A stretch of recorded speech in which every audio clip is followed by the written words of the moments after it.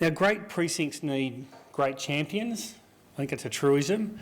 And I think a number of people in the greater Parramatta to Olympic Park area, GPOP, looked somewhat enviously in the last few years at the activity that had been taking place around the new Nancy Bird Walton Western Sydney Airport.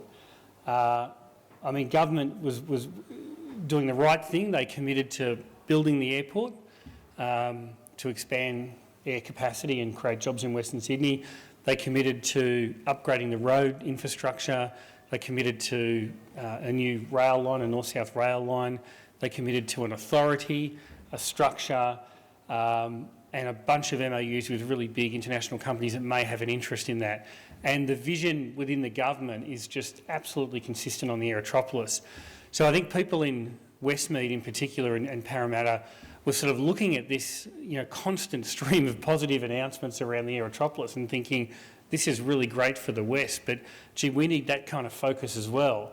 And I think we looked at Geoff Roberts, who's now the Chief Commissioner of the Greater Sydney Commission, and thought he has done such a great job at bringing government, corralling government together to have one united focus on building jobs at the Aerotropolis.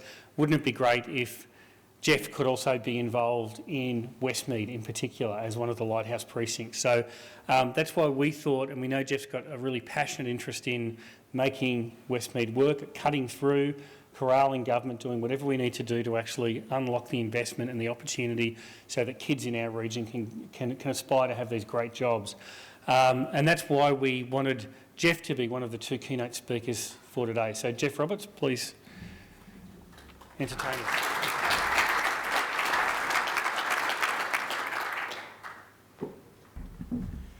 Thanks, David, and thanks for coming and listening to me and others today. Can I also acknowledge the traditional owners and my good friends at Darebin? What an amazing story that is, to move from perhaps an acknowledgement focus at the beginning of a workshop to now being the largest landowner in Western Sydney.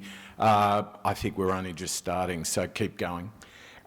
David, you are very kind. The Aerotropolis really is a story of teamwork. I had the privilege of, and still do, of working with the Premier and Minister Ayres and a number of the members of government on that whole process. What I did learn, though, in the Aerotropolis is divided we fall and together we succeed. That goes for all three levels of government, for industry. I think we could even do better in Westmead in terms of industry involvement, and I think, David, under your leadership and a lot of the people in the room, we're already seeing that.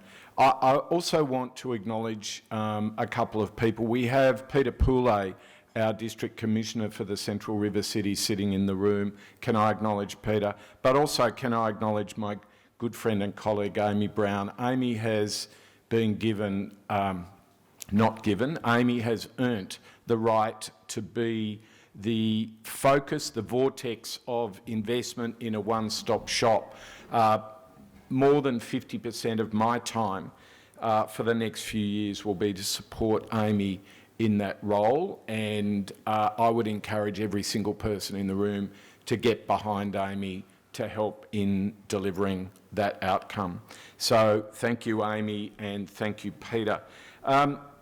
My job today is really to talk about a vision for Westmead. I do have some slides, but I hate slides because then you don't look at me, and as somebody who suffers from introversion, I actually like you to look at me rather than to look at slides. So let me see how I go.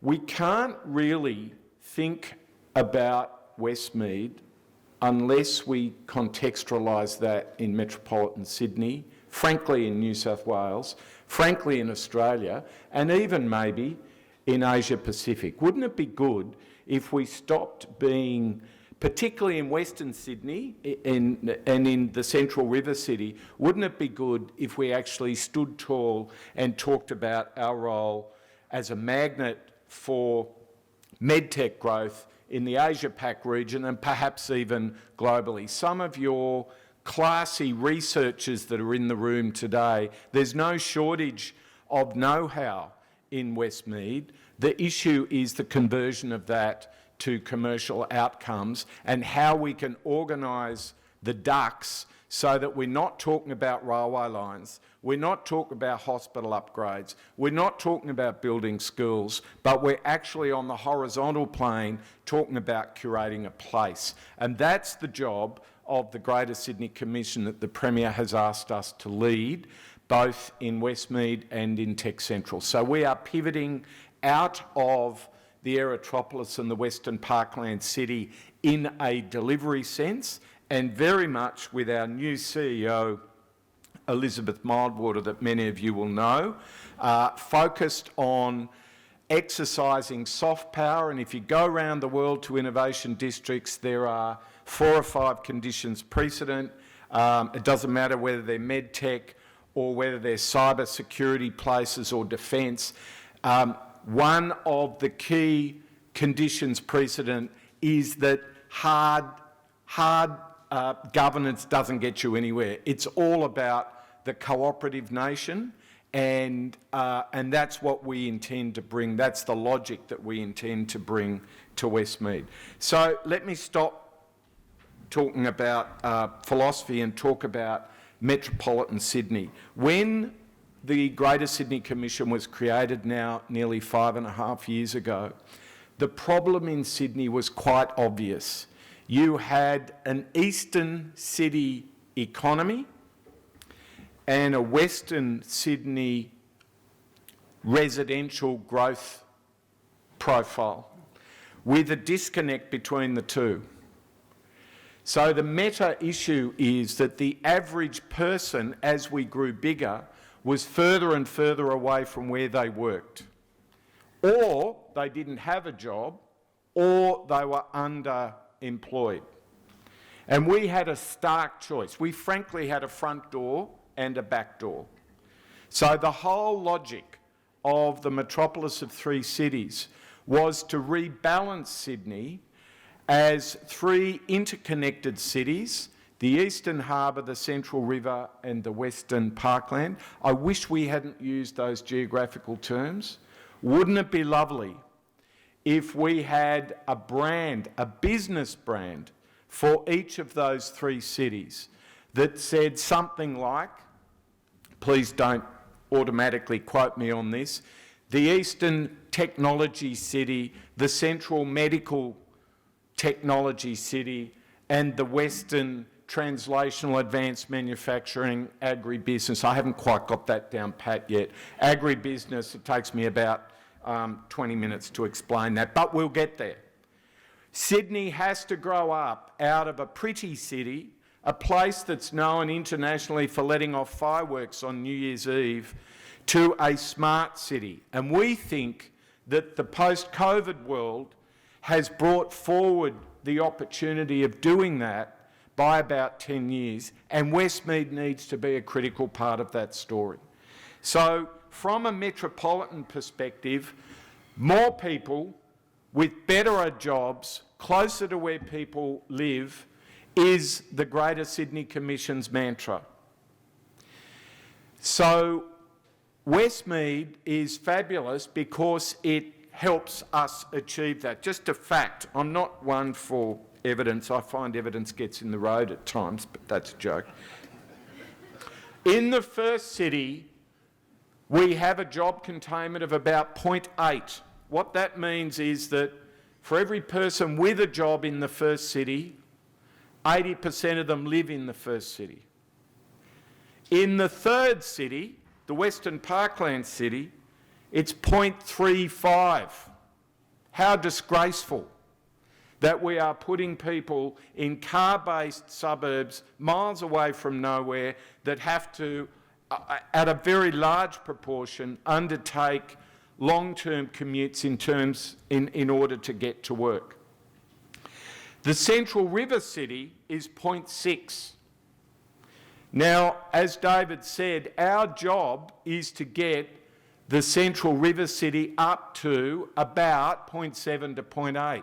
The problem is that in the next 10 to 20 years, the Central River City is likely to decline without intervention because a lot of the jobs that are going to be automated and are going to be impacted by technology are actually based in where we're sitting right now. So it's not funny. We haven't got a moment to waste.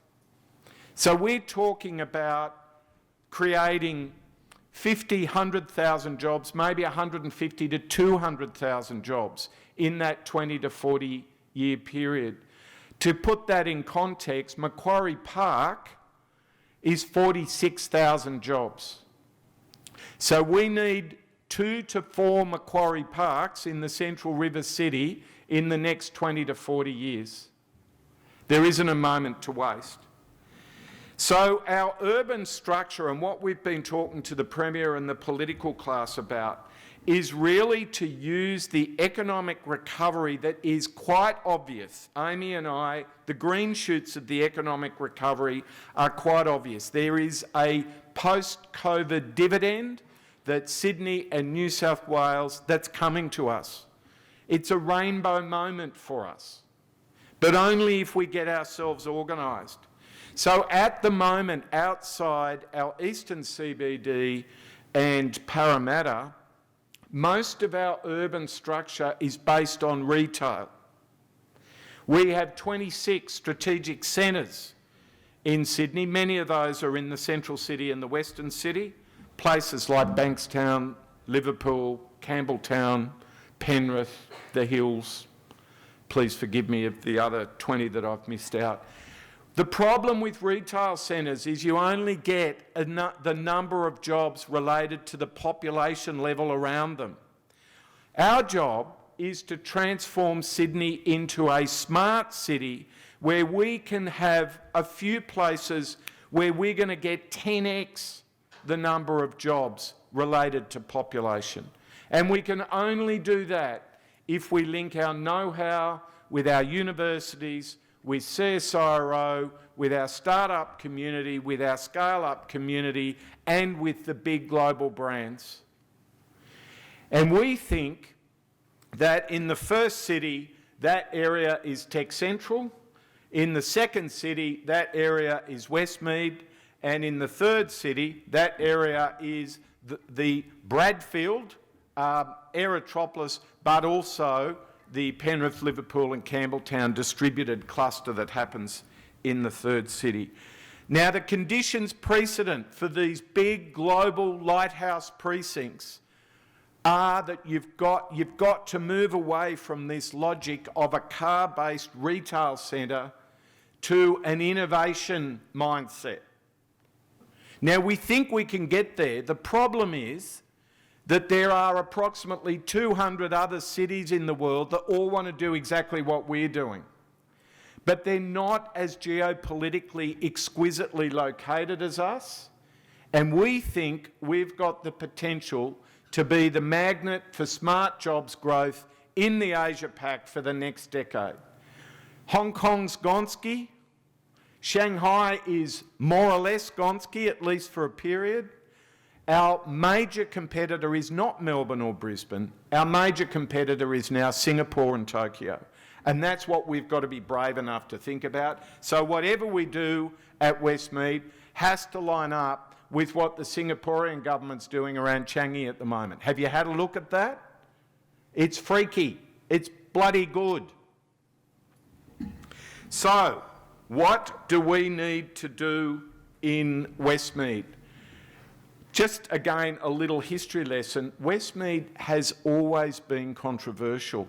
Can you imagine the audacity of our founding parents who decided to build a major teaching and research hospital in the middle of nowhere called Westmead in the 1970s? Can you imagine what the orthopaedic surgeons would have said about that, all of whom lived in postcodes between Randwick, and maybe Potts Point?